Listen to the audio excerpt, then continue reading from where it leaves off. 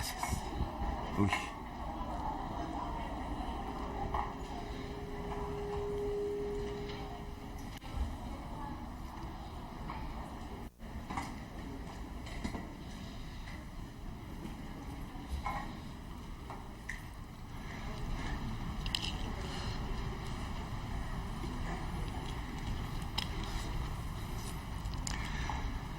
Muy bien.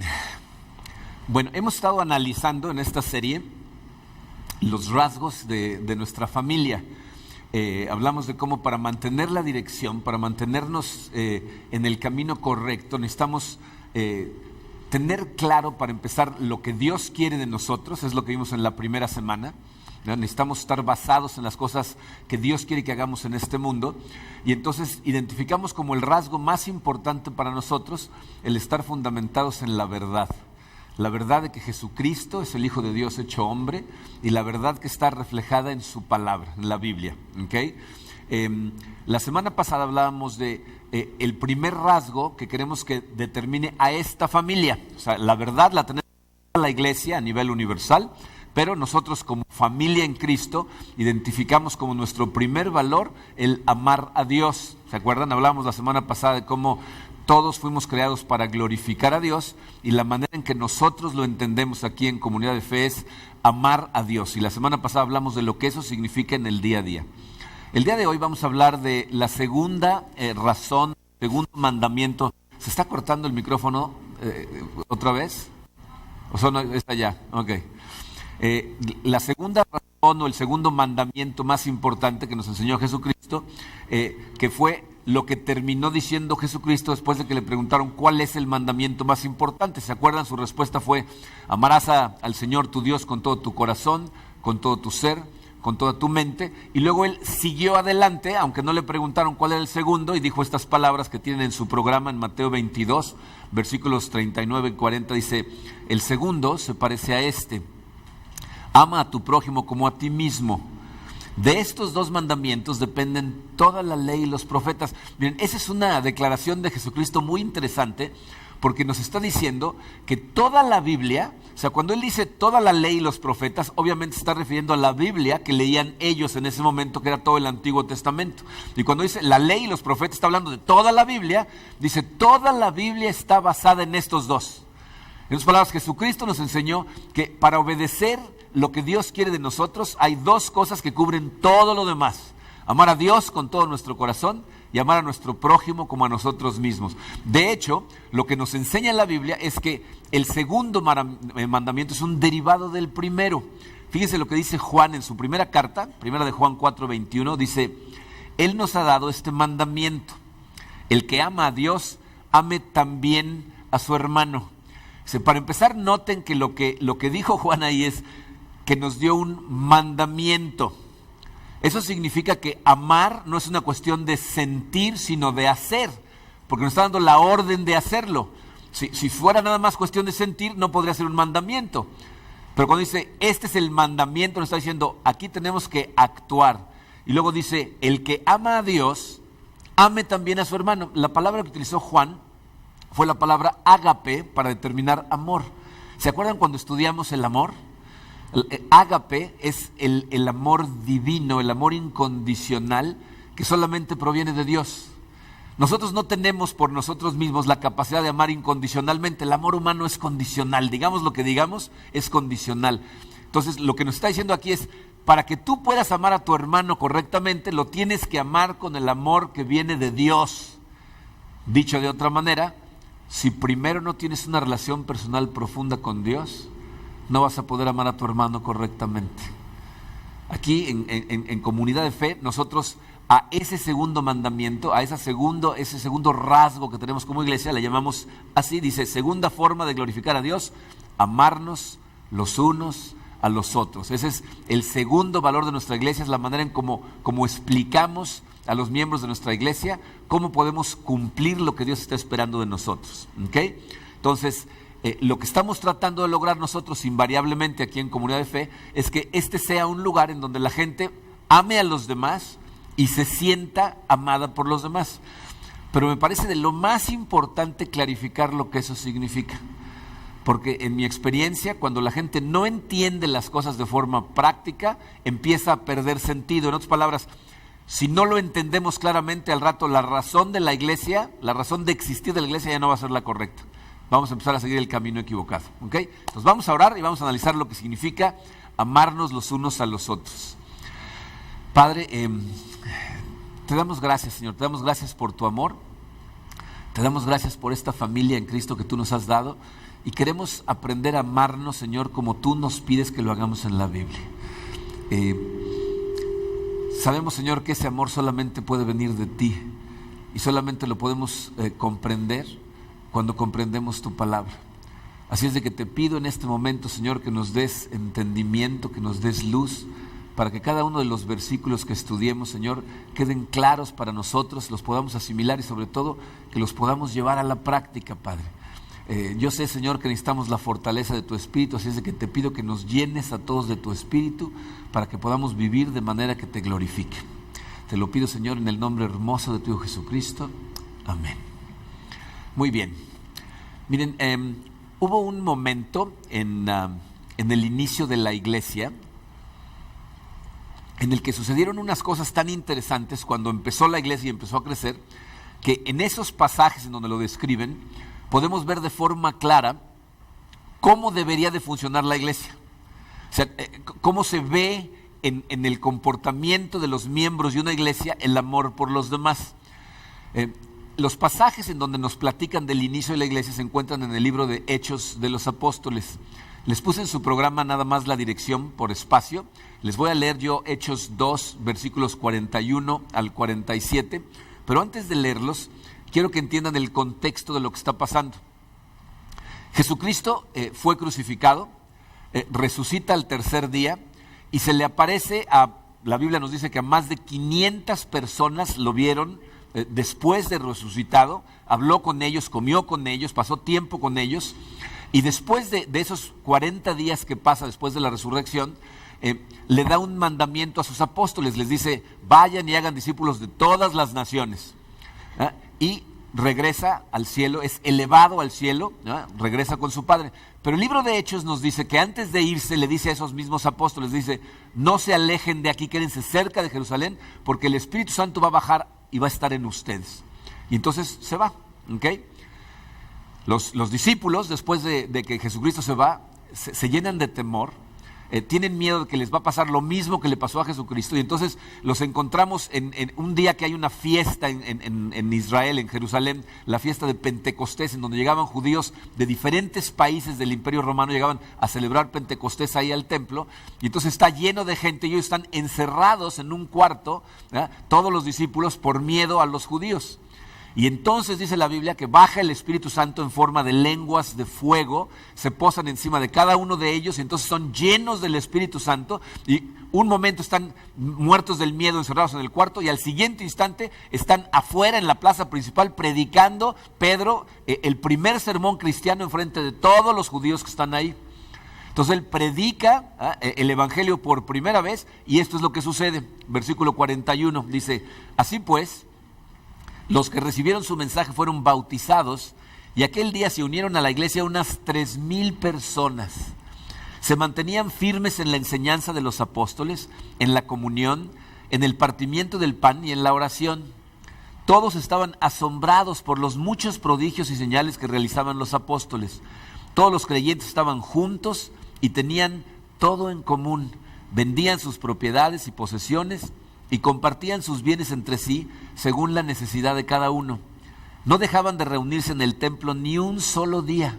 De casa en casa partían el pan y compartían la comida con alegría y generosidad, alabando a Dios y disfrutando de la estimación general del pueblo. Y cada día el Señor añadía al grupo los que iban siendo salvos. Yo no sé si alguna vez te has detenido a tratar de imaginarte lo que debe haber significado para la gente ahí en Jerusalén, cuando de pronto 3,000 personas se unen a la iglesia. O sea, ¿se dan cuenta de lo que debe haber pasado? O sea, el pasaje nos dice que se reúnen constantemente a escuchar las enseñanzas, se reúnen en casas, comparten la comida, están todo el tiempo viéndose unos a otros, haciendo todas estas cosas. Entonces, ¿se imaginan ustedes de pronto, ¿cuántas casas abrieron sus puertas a otras personas? ¿Cuántas personas se pusieron a cocinar para otras personas? ¿Cuántas se pusieron a lavar los trastes? ¿Otras a servir? ¿Cuántos estaban poniendo atención a lo que enseñaban los apóstoles y los discípulos para luego ir corriendo y enseñárselo a los demás? O sea, en ese momento, fíjense, me da la impresión de que el Espíritu Santo le pega en el corazón a cada una de las personas que inicialmente recibieron el Evangelio y no se pueden estar quietos. O sea, inmediatamente se ponen a hacer algo, ya sea cocinar o lavar, orar o hacer alguna cosa, ¿no? Dice, tenían todo en común. O sea, compartían, había gente que tenía muy poco, había gente muy pobre, había gente con mucho dinero. Dice, algunos vendían sus propiedades en plural, ¿verdad? Y compartían entre todos todas las cosas. Entonces, nos enseña ese pasaje que para tener ese tipo de crecimiento, nadie se puede quedar sentado. Toda la gente toma acción, toda la gente hace algo, se mueve hacia adelante, hacia algún lugar. Y evidentemente, los discípulos de Cristo, los que iniciaron todo este movimiento, estaban guiados por el Espíritu Santo para dirigir todo lo que estaba pasando. Entonces ya imagino a ellos diciendo, ok, hagan esto, enseñen esto, no, eso no es lo que creemos, esto sí, eso no. O sea, por todos lados ellos trabajando y toda la gente moviéndose. También es evidente conforme empieza a crecer el movimiento y a salir de Jerusalén, que para los discípulos era muy importante mantener esa dirección. Pablo, que es el principal misionero que se fue a sembrar iglesias por todo Asia Menor, en una de esas iglesias deja a un joven discípulo de él que se llama Timoteo, y fíjense lo que le dice en 1 Timoteo 3, 14 y 15. Le dice, espero ir pronto a verte, pero te escribo esto para que si me retraso, sepas cómo debe portarse uno en la familia de Dios, que es la iglesia del Dios viviente, la cual sostiene y defiende la verdad. Dice, te voy a ir diciendo de una vez cómo se debe portar la gente en la familia de Dios, porque si no se portan como se deben de portar, nosotros que somos los defensores de la verdad, vamos a empezar a vivir de forma diferente a la verdad. Entonces al rato, la iglesia, si nosotros no nos portamos como debemos de portarnos, deja de defender la verdad. Las iglesias a veces se convierten en clubes sociales, a veces se convierten en clubes morales, ¿no? Todo el mundo nada más anda vigilando a ver cómo se portan todos los demás, ¿no? Algunos se convierten en grupos de apoyo, ¿no? Otros se convierten en grupos de debate intelectual, ¿no? Todo el mundo se sabe todo de memoria y es un concurso a ver quién se sabe más cosas, pero no estamos viviendo la verdad. No estamos viviendo para glorificar a Dios, para amarnos unos a los otros y hacer discípulos de Cristo. Entonces necesitamos tener muy claro cómo es que se hace la vida en la iglesia. Es natural que cuando una persona llega por primera vez a una iglesia cristiana, no sepa cómo se hace. Y también es natural que una persona que llega de otra familia en Cristo a una nueva iglesia, traiga ideas diferentes de cómo se hace. Por eso la serie. Por eso precisamente estamos estudiando estas cosas para que todos estemos unificados en la forma en que hacemos la iglesia aquí en Comunidad de Fe. Lo que nosotros hemos identificado es esto, fíjense, nuestro objetivo es glorificar a Dios en todo, ¿ok? Comunidad de Fe existe para glorificar a Dios haciendo discípulos de Cristo, y eso lo hacemos con familias transformadas por el Espíritu Santo. Entonces, ¿qué es lo que hacemos nosotros? Tratamos de proveer un lugar en donde tú puedas conectarte de forma cada vez más profunda con Dios, a través de conectarte de forma cada vez más profunda con su iglesia. ¿Ok? Entonces, mientras más profundo es la conexión con la iglesia de Dios, te vas a dar cuenta cómo vas a profundizar cada vez más en tu relación con Dios. Y entonces cada vez va a ser más transformado. Aquí hemos identificado que la gente se mueve a través de 4 niveles de conexión con la iglesia, y es lo que quiero platicar el día de hoy con ustedes, ¿ok? Entonces vamos a ver esos 4 niveles, se van a dar cuenta que son niveles a los que la gente pasa de forma natural, ¿ok? El primer nivel es el que llamamos el nivel de pertenencia, ¿ah? Cuando decidimos pertenecer a la familia de Dios. Esa es una decisión que la gente toma, ¿no? Llega a esta iglesia, escucha los mensajes, conoce a la gente y dice, esta es la iglesia en la que yo quiero pertenecer. Efesios 2:19, le dice Pablo a los efesios, por lo tanto, ustedes ya no son extraños ni extranjeros, sino conciudadanos de los santos y miembros de la familia de Dios. Ahí podemos ver cómo la palabra bíblica que significa pertenecer, es membresía. Yo sé que algunas personas, cuando aquí hablamos de membresía, y ves que los invitamos a la clase de membresía o introducción a comunidad de fe, o decimos los miembros de comunidad de fe, a lo mejor les suena como a club, ¿no? Porque la gente dice, pues yo soy miembro de los Rotarios, o yo soy miembro del Club Casablanca, ¿no? Y nos suena como a club. Pero la realidad es que la palabra membresía es originalmente bíblica. El primer lugar en donde se utilizó la palabra membresía para hablar de pertenencia a un grupo de personas fue con la iglesia. ¿Okay? De hecho, fíjense cómo Pablo en Romanos 12, versículos 4 y 5, reafirma lo que Jesucristo dijo acerca de que somos un cuerpo en Él. Dice, pues así como cada uno de nosotros tiene un solo cuerpo con muchos miembros, y no todos estos miembros desempeñan la misma función, también nosotros, siendo muchos, formamos un solo cuerpo en Cristo y cada miembro está unido a todos los demás. Entonces de ahí viene la palabra membresía. Somos miembros del cuerpo de Cristo y estamos todos unidos como un cuerpo, ¿okay? Hemos hablado muchas veces de que eso es vital para poder acercarnos cada vez más al carácter de Jesucristo. Porque lo que Jesucristo enseña en la Biblia es radical, es anticultural, no va de acuerdo a la sociedad. Entonces necesitamos ir con el cuerpo de Cristo para que nos sea más fácil ir en la dirección que necesitamos ir, ¿ok? Entonces, el primer paso es pertenecer. Ahí es en donde empieza el amor a los demás, donde podemos tener la oportunidad misma de conocer gente a la que podemos amar. Si tú estás empezando, hay gente que dice, bueno, pues yo apenas empiezo, ¿qué quieres que te diga? Le digo, no, está bien, o sea, tienes que entender que estas cosas de las que vamos a hablar son un proceso. Es como el crecimiento físico de una persona, no se puede forzar y es diferente en cada uno de nosotros. Entonces, el proceso nos va a ir llevando a través de los cuatro niveles. El crecimiento viene de Dios, pero en buena medida está determinado por tu disposición a dar pasos hacia adelante. Entonces, aquí, ¿qué pasos puedo dar? ¿No? Si tú apenas estás conociendo la iglesia, has venido algunas veces o has venido muchas veces, pero no eres un miembro de esta congregación, ¿qué es lo que tienes que hacer? Pues para empezar, tomar la decisión de ser miembro de ella. Tenemos una clase en donde hablamos de quiénes somos, qué hacemos, por qué lo hacemos, la gente puede hacer preguntas y ahí toman la decisión de convertirse en miembros de comunidad de fe. Ese es el nivel más superficial. Nada más ser miembro no te ayuda mucho a tener una conexión más profunda con Dios si no pasas a los siguientes niveles. El siguiente nivel, el segundo nivel, es cuando nos conectamos más con la familia de Dios, se llama compartir. Es cuando empezamos a convertir a la gente de esta iglesia en nuestro grupo de amigos. Empezamos a conectarnos a un grupo pequeño, empezamos a visitar algunos ministerios y empezamos a pasar tiempo con ellos, aparte de lo que venimos a hacer aquí el domingo, ¿ok? En Hechos 2:44, que se los acabo de leer, dice, todos los creyentes estaban juntos y tenían todo en común.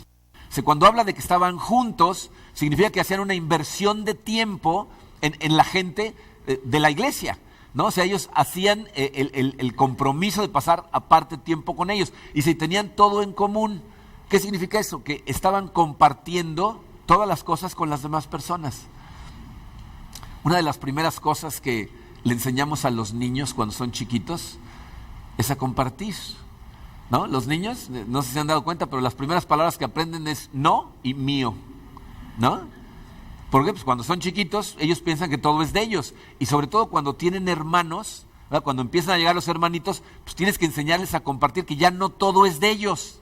Cuando están solos, cuando son hijos únicos, nuestra hija, Angie, tenemos una nieta que es hija única y nada más van a tener una.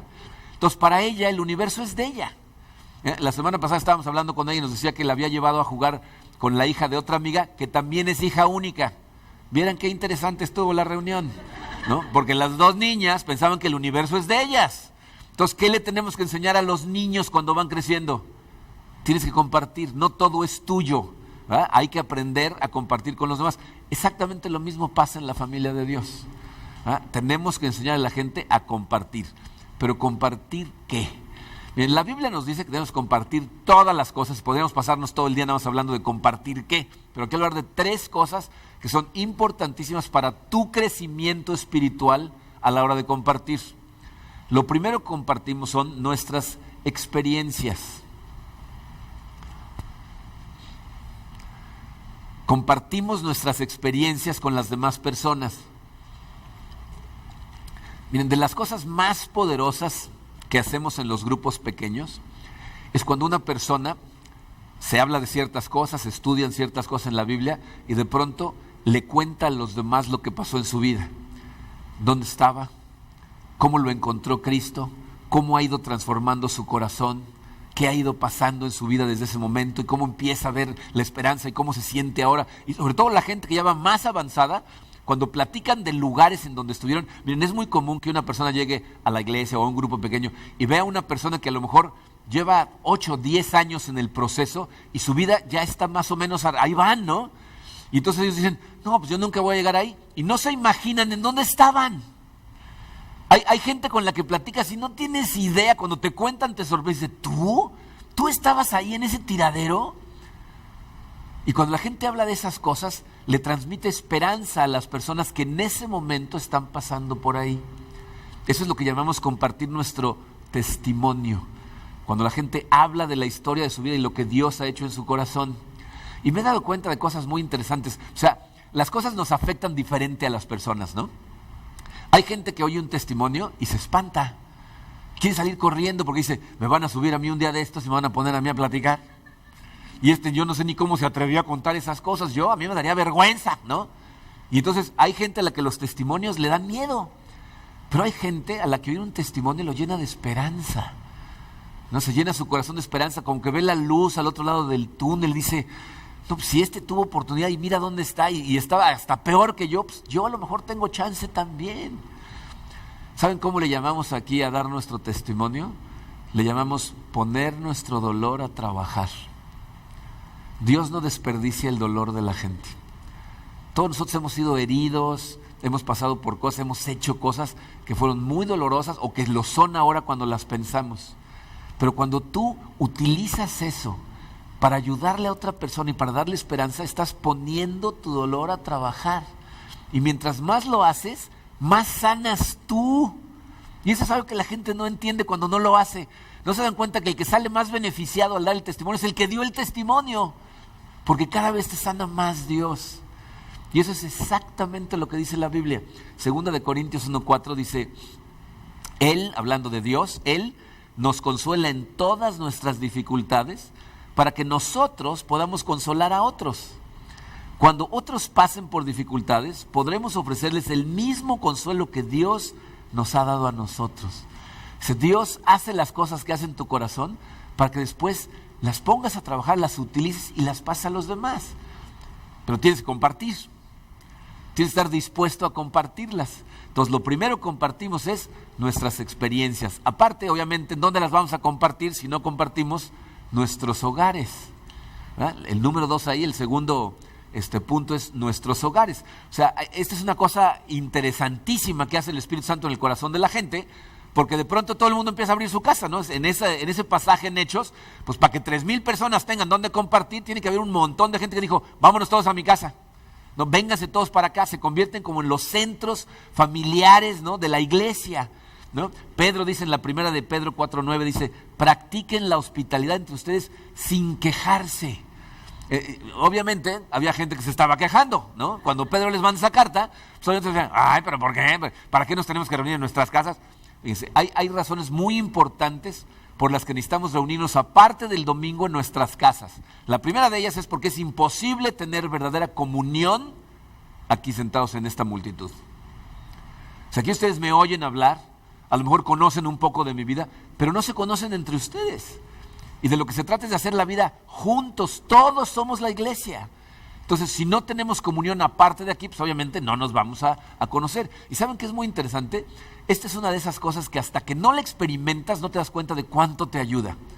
Hay mucha gente que le da miedo ir a meterse en un grupo pequeño, lo entiendo. Todos pasamos por ahí. Pero no te das cuenta de cuánto te ayuda hasta que realmente te empiezas a conectar. Cuando empiecen estos grupos y al rato te das cuenta de que lo necesitas realmente. Entonces, compartimos nuestros hogares. Y aparte, compartimos nuestros problemas. La gente que está empezando especialmente, y todos, porque la verdad es que esto nunca termina, vamos a los grupos para abrir nuestro corazón y contarle a la demás gente lo que está pasando en nuestro corazón. ¿Y saben por qué eso es tan difícil?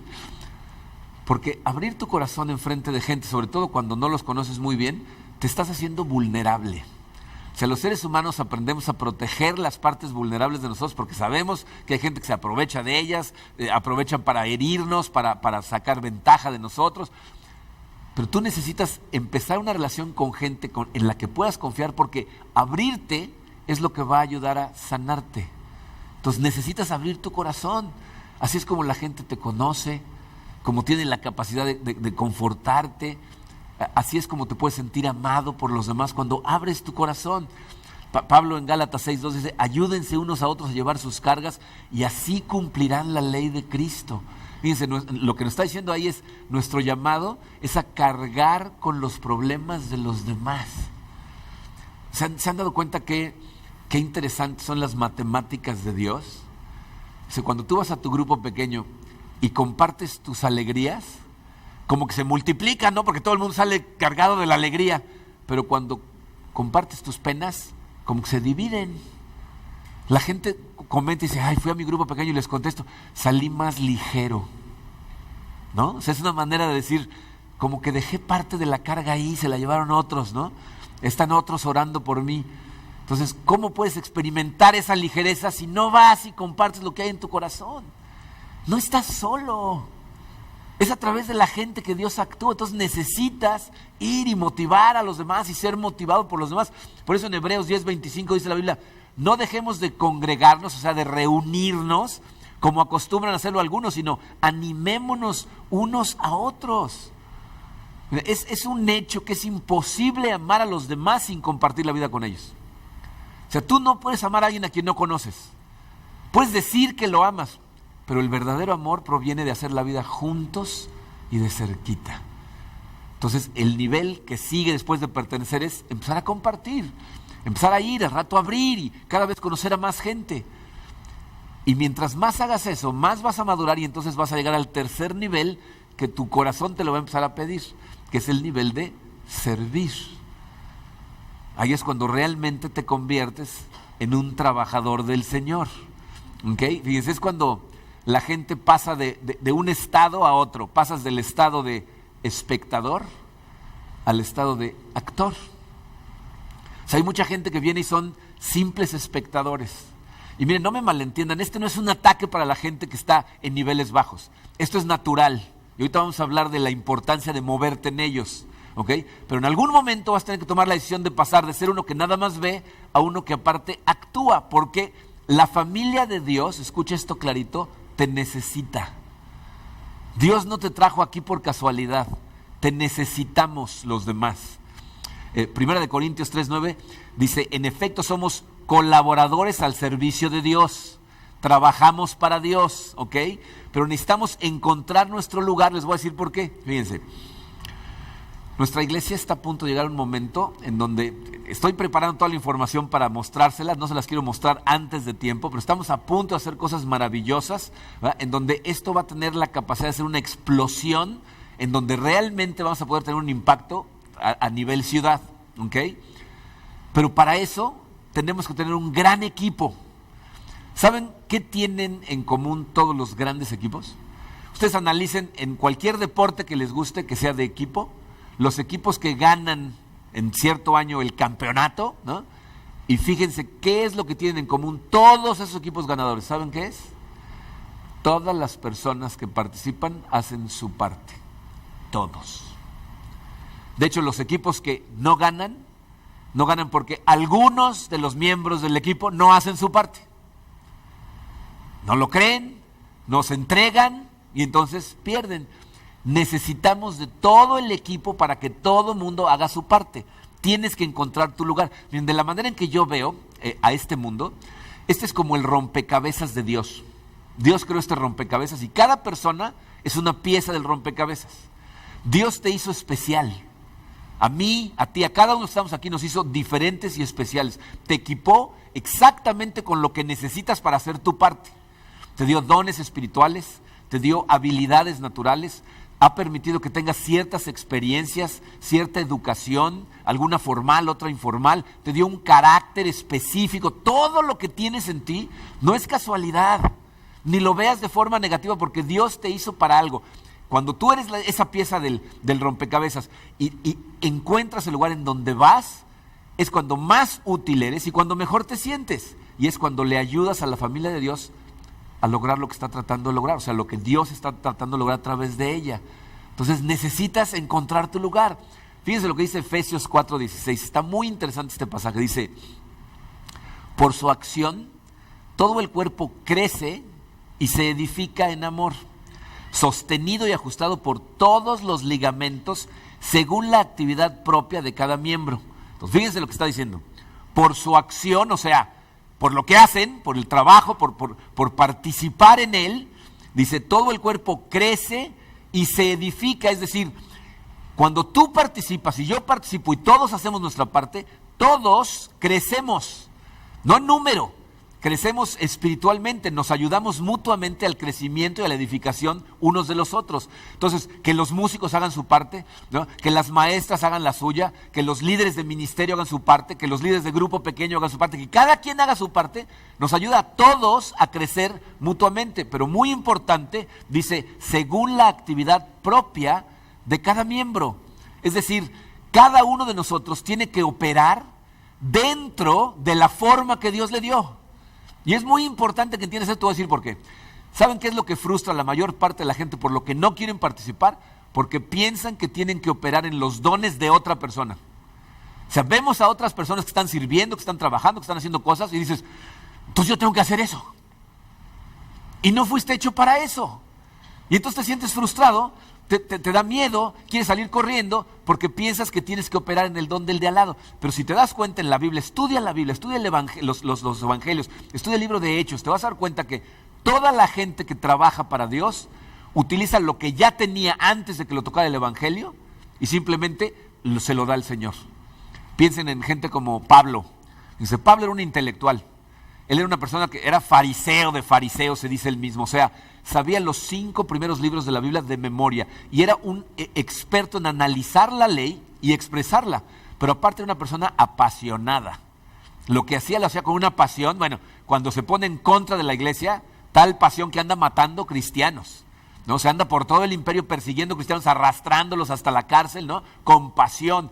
¿Qué pasa cuando el Espíritu Santo toca su corazón, cuando Jesucristo lo llama a servirlo? Lo mismo, pero ahora para Dios. Sigue siendo un intelectual, escribe cartas complicadas de entender en algunos casos porque es un intelectual y todo lo hace con una pasión. Entonces, ¿qué está esperando Dios de ti? Que tomes tu forma, lo que ya tienes, lo que ya eres, lo que Él te hizo para hacer y la pongas en sus manos. Si leen el Nuevo Testamento van a ver listas de cosas que Pablo dice, va a haber profetas, va a haber maestros, va a haber esto, va a haber lo otro, va a haber gente que va a hacer una cosa, va a haber gente que va a haber otra. Eso significa que, fíjense, aquí va a haber gente que va a ser llamada a orar por horas, pero todos. Si yo te digo, vamos a juntarnos mañana a orar 5 horas, tú dices, no, ese no eres tú, ¿ok? Va a haber gente que va a ser llamada a cocinar para otros, pero no todos. Va a haber gente que va a ser llamada a irse lejos, a países lejanos, a servirle a Dios, pero no todos. Va a haber gente, dice, la Biblia dice que es un don de Dios el ofrendar económicamente. O sea, hay gente que Dios diseña para que tenga la capacidad de hacer mucho dinero y ayudarle al reino de Dios. Y yo sé que la mayor parte de la gente dice, ese no soy yo, no sabes. ¿Ok? ¿No? Pero todos vamos a ser llamados a algo, pero no tiene que ser en la forma del de al lado, sino en la tuya. Tienes que ponerte a trabajar y por eso tenemos tantos ministerios y tantos lugares y en todos hay necesidad.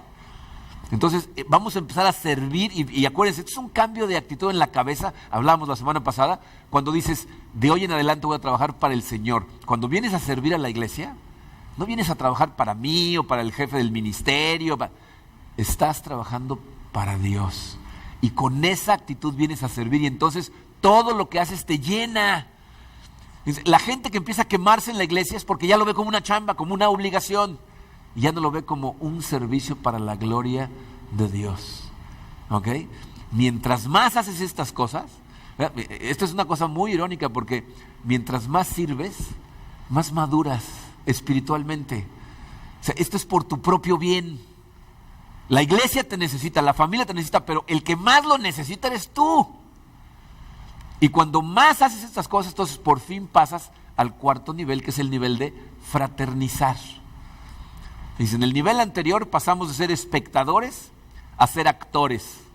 En el anterior pasamos de tener conocidos en la iglesia a que fueran nuestros amigos, ¿no? En este nivel pasas de que la gente pase de ser tu amiga a ser tu familia, a ser verdadera familia en Cristo. Es cuando venir a la congregación de la iglesia, ir a tu grupo pequeño, ir a las misiones o a los ministerios, ya no es una obligación, sino es un deseo en tu corazón. No saben cómo me da gusto cuando platico con gente y me dice, apenas puedo esperar que llegue el domingo para ir a la iglesia, porque sé que Dios está trabajando en su corazón y están pasando al nivel en donde ahora ven a la gente como familia.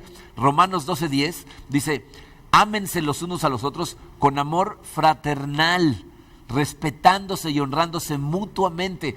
Amor fraternal significa como verdaderos hermanos, ¿no? O sea, como verdadera familia, ¿no? Como la gente a la que amas. Cuando pienso en familia, ¿se acuerdan cuando antes, ya no lo hacen en el aeropuerto, pero cuando llegabas a registrar para un vuelo, siempre te decían, en caso de accidente, ¿a quién quiere que le notifiquemos? ¿No? ¿A quién le entregamos lo que sobró? ¿No? O sea, después de un accidente aéreo, ¿no? Pero te preguntan, ¿a quién le hablamos? Y en la primera gente que piensas es la gente a la que más amas, ¿no? A la que consideras familia. Y aquí eso es lo que nos está diciendo Pablo. Dice, cuando tú realmente empiezas a profundizar en esto, vas a empezar a ver a gente que está sentada en esta sala como tu verdadera familia. Como gente, es a la que recurres, es en los primeros que piensas, son los que primero te apoyan. Nuestra iglesia se llama Comunidad de Fe porque lo que esperamos es que haya una verdadera comunión entre nosotros, que realmente te conectes con la gente y los veas como familia. Y miren, yo sé que la gente cuando oye estos mensajes de repente dice, bueno, ok, me voy a meter en un grupo pequeño, ¿no? Y entonces van y a lo mejor pues no es el tipo de gente con la que pueden hacer clic, les cuesta trabajo, y de repente me dicen, no, me estuvo horrible, me sentí espantoso, no, ya, yo, como que los grupos pequeños no son para mí, ¿no? Eso sería lo mismo que te recomendara yo un restaurante, fueras y regresaras, me dijeras, pues fui al restaurante, pero me dieron mal servicio y la comida estaba muy salada. Esto de los restaurantes no es para mí. No vuelvo a comer en un restaurante. No vuelves a comer en ese restaurante. Pero buscas uno que te guste, ¿no? Hay una familia en Cristo para ti, en esta familia. Y necesitas encontrarla y necesitas crecer en ella. Porque ahí es en donde realmente estás ahí para ellos y ellos están ahí para ti, cuando se convierte en familia. En la primera carta de Juan, capítulo 3, versículo 16, Juan dice, en esto conocemos lo que es el amor, en que Jesucristo entregó su vida por nosotros. Así también nosotros debemos entregar la vida por nuestros hermanos. Es la gente que está viviendo y entregando su vida para sus hermanos, la que realmente está viviendo en amor. Y repito, esto es un proceso. Esta no es un ataque ni una crítica a la gente que va en los niveles de al principio. Simplemente que te des cuenta de la necesidad de moverte hacia adelante. Porque aunque el crecimiento viene de Dios, tu disposición para ir hacia adelante es necesaria para que Él te vaya transformando. Entonces sí es un proceso. No lo puedes forzar, no puedes forzar tu crecimiento espiritual. Dios es el que decide, pero tú tienes que hacer lo más posible por ir en el camino en donde Él tiene acceso a tu corazón. Y se encuentra aquí en la iglesia. Ahora, sé que hay personas que han intentado estas cosas.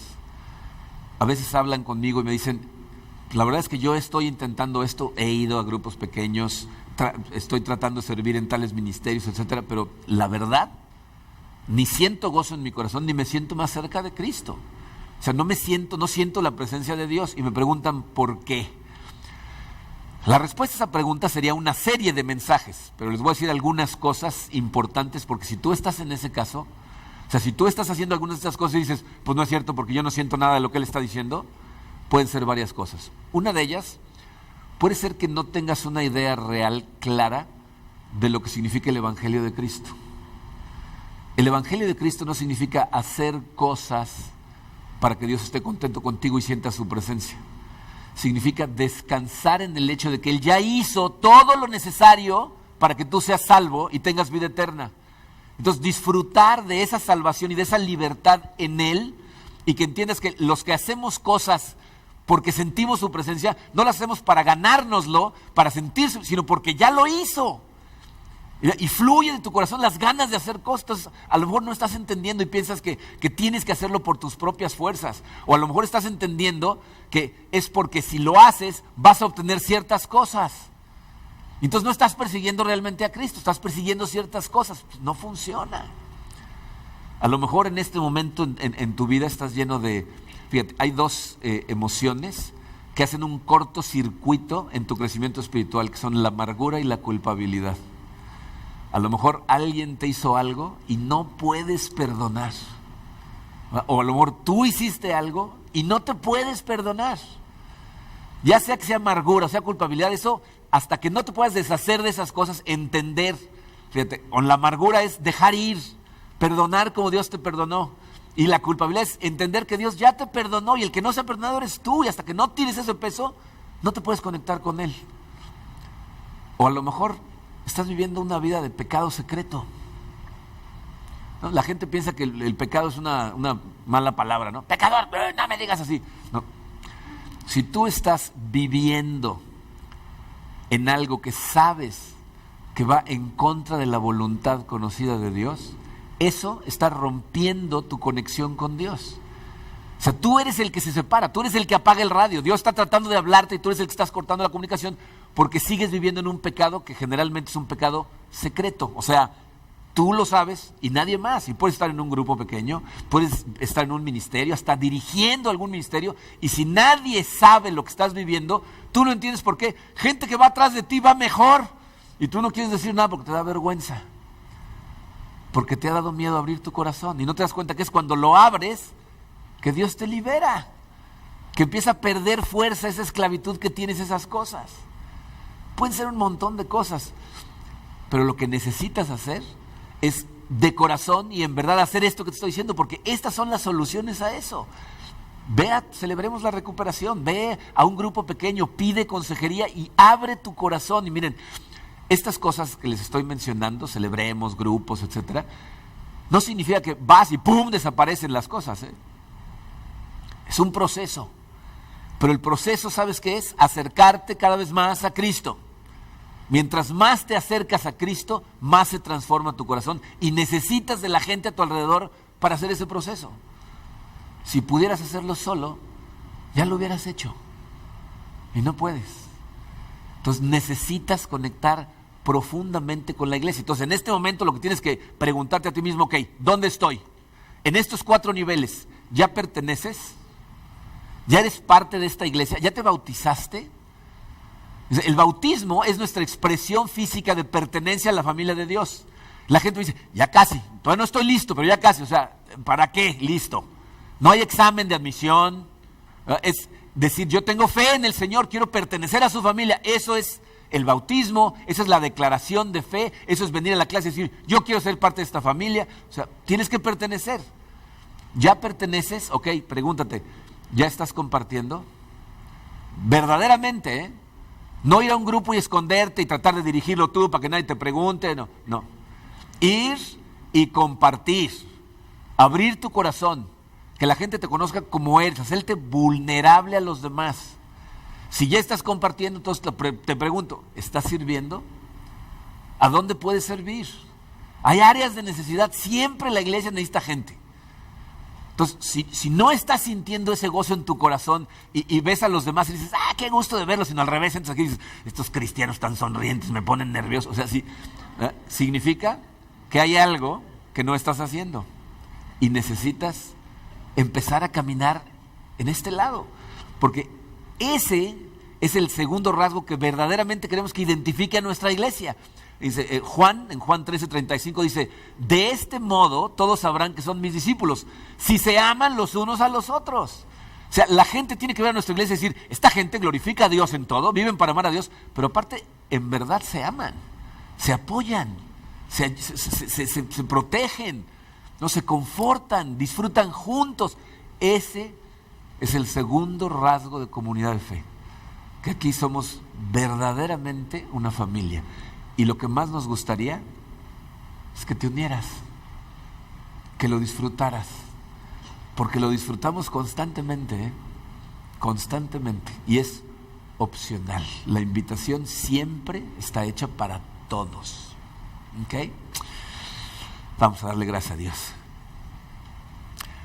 Padre, te damos gracias en verdad, Señor, por esta maravillosa familia que tú nos has regalado. Quiero darte gracias por cada una de las personas que son parte de esta iglesia, Señor, y que van caminando en alguno de esos niveles, por los que están empezando y están emocionados y pertenecen y todavía no les llega el gusanito de empezar a conectarse más, pero te pido, Señor, para que empiecen a tener ese gusanito, que quieran saber qué es lo que significa un grupo pequeño, que empiecen a buscar. Y te pido que a los que están en grupos los empieces a empujar para que noten cuáles son sus habilidades, que noten la forma que les diste y se pongan a servir para que disfruten en ti, Señor, del servicio. Y que poco a poco nos ayudes a todos a verdaderamente amarnos, Señor, a vernos como tú nos ves y amarnos profundamente. Y quiero pedirte, Señor, especialmente por la gente que está sentada en esta sala el día de hoy, que todavía no está en ninguno de esos niveles, que no te conoce, que no sabe lo que significa tenerte en su corazón. Te pido, Señor, que hoy sea el día en que tengan el valor de hablarte y pedirte que entres a su corazón, que te digan, Señor, no sé ni cómo hacer esto, pero quiero ser parte de esto, por favor, ayúdame, guíame, ven a mi vida. Te pido por los que empezaron a caminar y se quedaron en algún paso y ahí están medio atorados y a lo mejor algo los está bloqueando o están recurriendo a cosas que no deberían o a lo mejor no han entendido bien de qué se trata. Padre, dales sabiduría, dales luz, dales seguridad para ir a preguntar, para ir a obtener guía y empezar a vivir la vida para tu gloria. Te damos gracias por todos los que estamos aquí, Señor. Te pido que nos unas, que nos integres y que nos ayudes a glorificarte en absolutamente todo lo que hacemos. Te lo pido en el nombre maravilloso y hermoso de tu Jesucristo. Amén.